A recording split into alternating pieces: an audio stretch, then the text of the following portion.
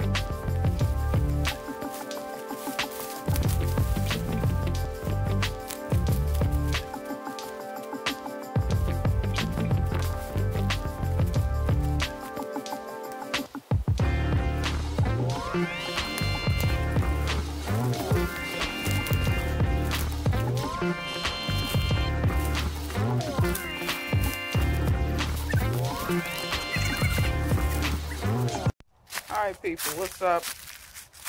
I just want to show y'all what's going on. So we got this section. Y'all notice all that cardboard. I'm trying to smother out. I got English ivy right here. And I'm really working hard trying to smother it out. Because now it's starting to creep up that tree. When it gets spring, it's really going to start taking off. But that's the first spot that I cleared. Remember the other spot I was working on? Look at all this. And I'm going to cut this little tree right here down. I just had done so. I need to take an axe to it. But I couldn't even walk back up in here before. If you look how far back it goes. And it actually gets pretty good light in here in the wintertime. Now, the test's gonna be the summertime. Because if y'all look that way, can y'all see all them trees? They'll be full of leaves. I'm gonna take a few limbs out them trees, but I'm not gonna take them down, so I'm still wondering how much light am I gonna get back here. But that's a magnolia right there. I didn't cut it down because somebody might want it. It's not a huge magnolia, but it's pretty good size. I could dig it up and give it to somebody. But I want to show you this. So if anybody's familiar with the autumn olive, look at this leaf. On one side it's green and the other side is kind of like a silvery green. This is called silverthorn. So it makes a edible berry. It's very similar to autumn olive. It's very pretty on the backside. It's hard to tell in the camera how silvery it looks, but my neighbor up the street had some of these, and when hers got berries on them, I'll show you why it's called thorn. See that thorn right there? Yeah, that's why it's called silverthorn, because of the silvery back on the leaves. And believe it or not, this isn't just a thorn. If you cut all the branches off of this, that's where your new branches will come from. Those thorns will turn into branches. So those are actually kind of like nodes per se. My neighbor had this. There's a young one down there. And then this is a great big one. If you don't keep them bush-like, they'll turn into very viney type things.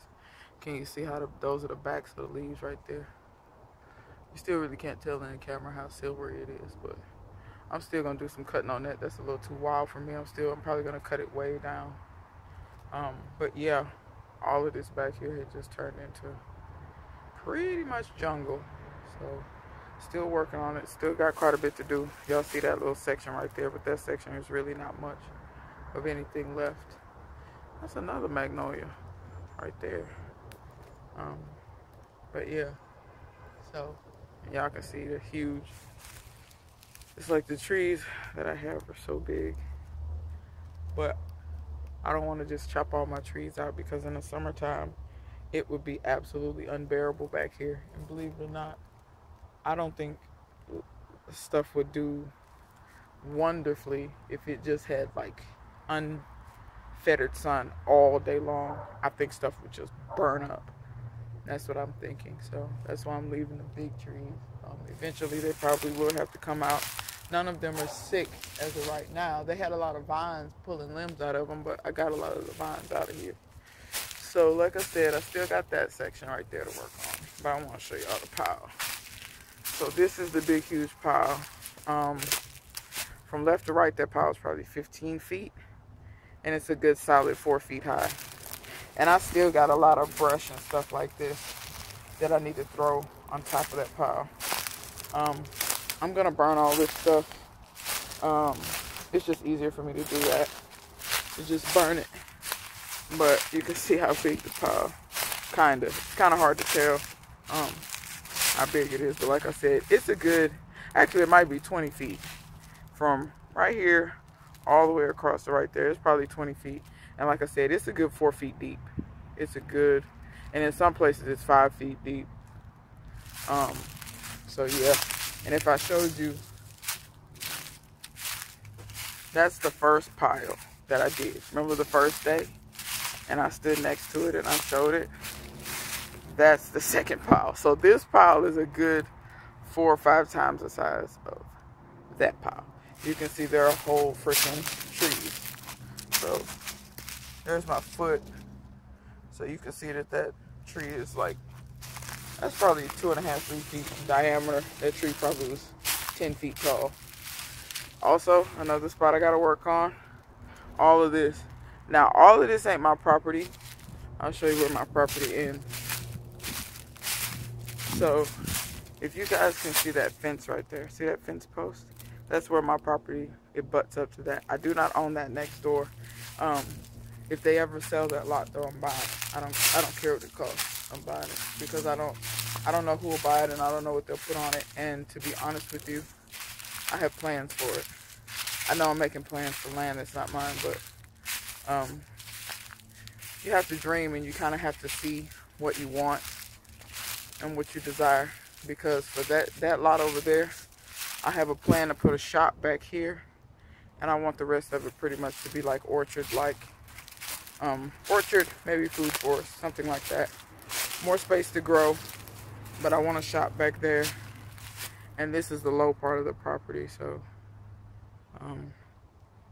yeah, I want to do that. But yeah, so I just wanted to show you guys that stuff and show you what I had going on.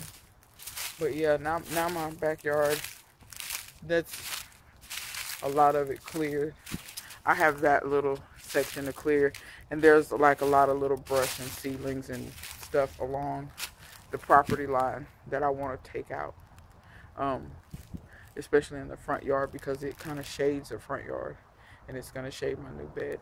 But yeah, I just kind of wanted to show y'all, and when I get that section back there cleared out, you'll be able to see the neighbor behind me's house a lot better. That brush and stuff does give you a little bit of privacy, but I don't do nothing out here that requires me to like really need a ton of privacy. If I really start caring about it that much, I can put a privacy fence up. One last thing I wanted to show y'all. I remember Letitia from Barefoot Garden, she talked about what's called an Oda, where you take a clay pot. I'll show y'all. I'm gonna lay cardboard over all this and smother all this out. So I know this looks horrible, all the cardboard with the leaves, but it worked. Over there was all ivy. There's only a little bit of ivy where I haven't laid down cardboard. So every time I get cardboard, a box or whatever, I lay it down and smother it out. So if you think that smothering don't work, it do. I'm gonna tell you what else grows right here, poison ivy. And poison ivy dies back in the wintertime. And so does poison oak. But this English ivy does not. That's some of it there. It will creep up your trees and almost smother your trees. I'll show you where it creeped up another tree and show you what it did. And if I hadn't chopped it down, it'd kill that tree. The tree's it's probably halfway dead anyway. But the Oda thing with the clay pot. So this is a huge clay pipe. I'll put my hand here so you can see.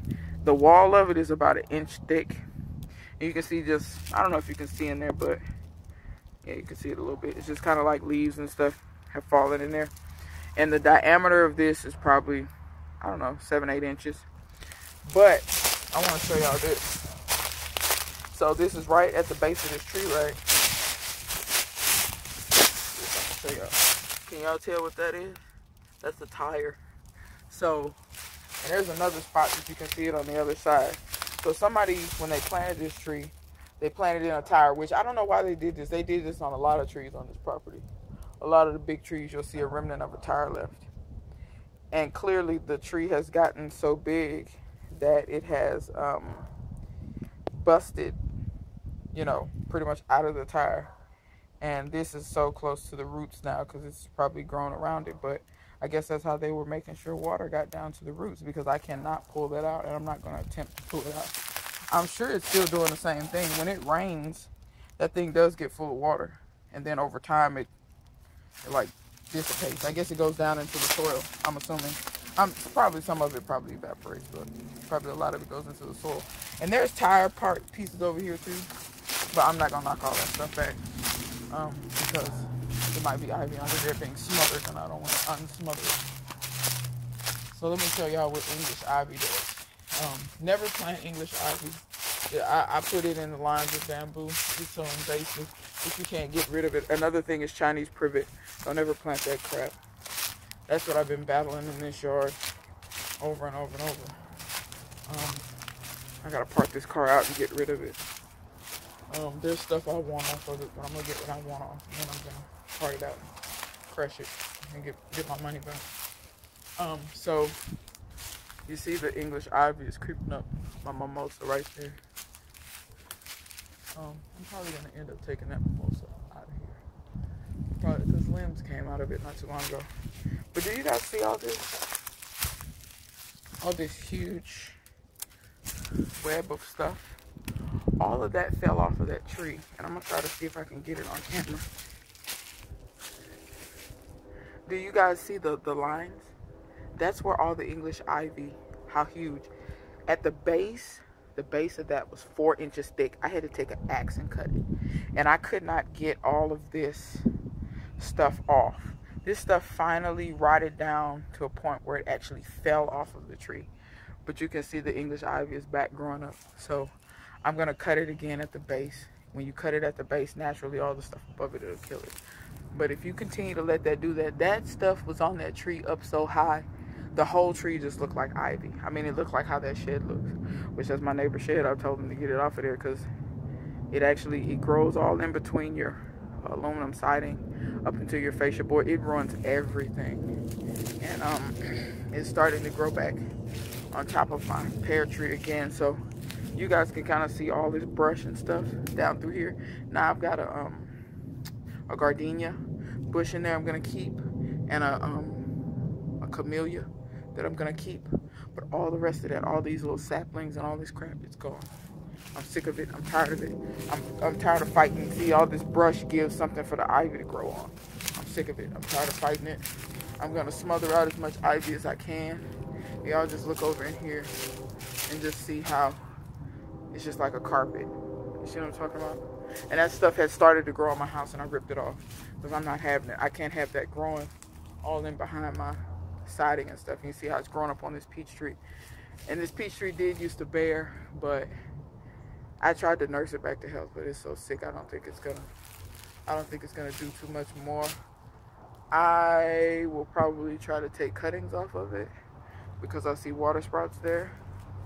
But it's sad to see that old pear tree go, but and it had pretty good pears. But I think it's the same variety pears as the pears I have up here. So if I need to cut it out and make it barbecue wood and then plant a pear somewhere else, I will do that. But I'm thinking about planting fruit trees either back there or over there. But I'm scared to plant them over there because limbs tend to fall out of that tree. And when limbs fall out of that tree, I don't want them hitting my fruit trees and dying and killing them, snapping them. So anyway, y'all can see I got more vinage and foolishness over here that has to go. More wood that's breaking down. But really all of that's just vines. I've gotten rid of a lot of stuff. But I still got more stuff to get rid of. I got to part out them 2 cars. And get rid of them, crush them. I'm tired of looking at them. Let that wood finish breaking down. Put it in the garden. I need to, the pieces that aren't broken down from there, I need to put them over here. And then there's stuff up under the bottom that is broken down. I need to scoop that up, put that in the bed in the front. Need to beat Felix. Need to burn this stuff. So I've got 3 burn piles here. So I might drag some of this stuff over here, or what more than likely will happen is I will leave it back there and burn those 2 huge piles all together. That's probably what I'm going to end up doing. So yeah. So anyway, making space for stuff, moving stuff, getting ready for stuff. So yeah, that's how it's looking. That's what everything's looking like. My camera died when I was filming, actually, cutting down all that stuff. But now that I got it all cut down, it should be good to go. I don't know when I'm gonna start, like really getting together what I'm gonna plant back here, what I'm gonna do back here, and all this kind of stuff. But for now, at least I'll be able to mow in there. And then now that I can mow, I can make sure that I can keep those vines and keep all that stuff back and all that. So anyway, this video is long enough. I'm gonna let y'all go. So until next time, I will see you guys later. Say bye, Felix. Felix! There you go.